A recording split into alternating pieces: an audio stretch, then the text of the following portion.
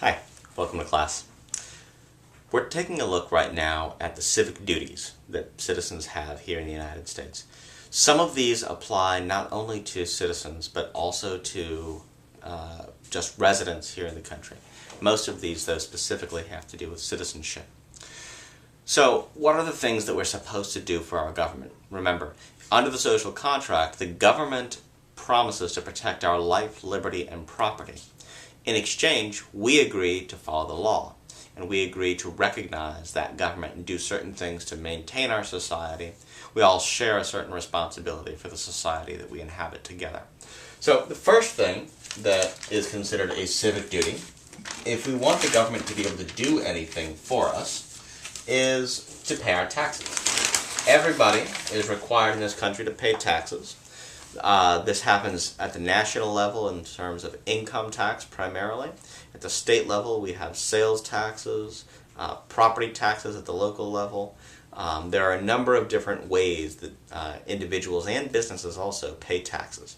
In return for those taxes, the government provides us with certain services. So from people to the government go taxes, but from the government and the nation or state back to the people go different services. Those can include building and maintaining roads, schools at the local level, maintaining the military and national security apparatus of the country.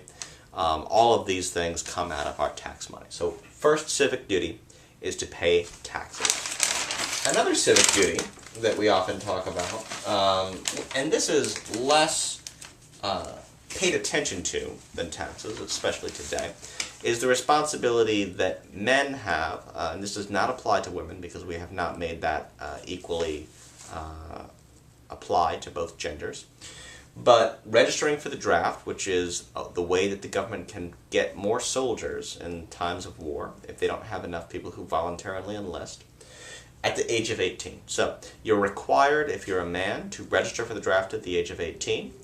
Nobody's been prosecuted for not registering since the early 1980s, so it's been a long time since someone was put in jail or prison for not registering or refusing to register. But if you don't register, you may not be able to receive federal loans for college and higher education, and certainly the government would not look kindly on it. You do have the ability, if you don't believe in military service, if you don't believe in war, if you're nonviolent, many people of religious faith feel that war is not acceptable within their religious views. You can register as a conscientious objector if you can prove that your values, your religious beliefs in particular, would prevent you from serving, because we have the First Amendment. All right, moving forward, next type of civic duty is you're required to attend school, at least until you're 18.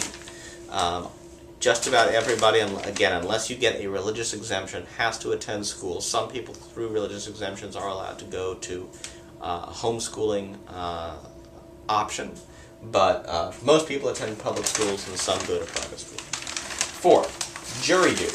I've drawn a little person here unhappily in prison.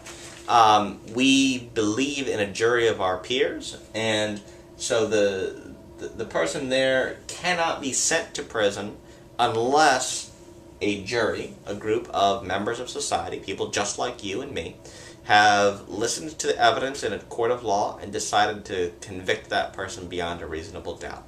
So it's important, if we all want to receive a fair trial, if we believe everybody deserves a fair trial, everybody then has to do their jury duty. And that's why we call it a duty. It is one of our civic duties. And finally, following the law. Very straightforward. Everybody is expected to follow the law. So these are your 5 civic duties. You should be able to name these. Paying your taxes, registering for the draft at the age of 18 if you're a man, attending school until you're 18, serving on a jury duty if you're asked to, and always following the law.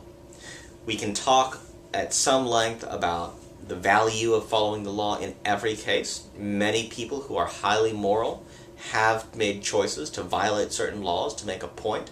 For example, during the Civil Rights Movement, the use of civil disobedience or the intentional breaking of laws was used as a tactic and a protest tactic.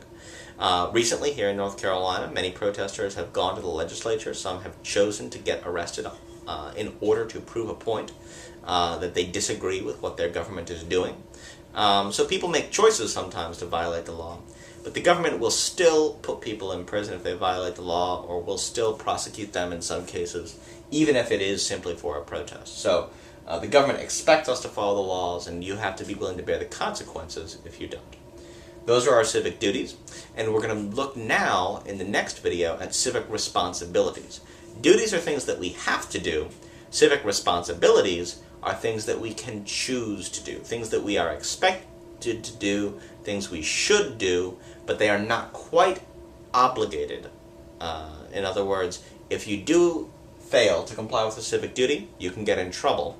Civic responsibilities, you're not going to be participating very well in the system if you don't comply with them, but you are allowed to still exercise your civic duties, and nothing's going to happen to you from the perspective of the government.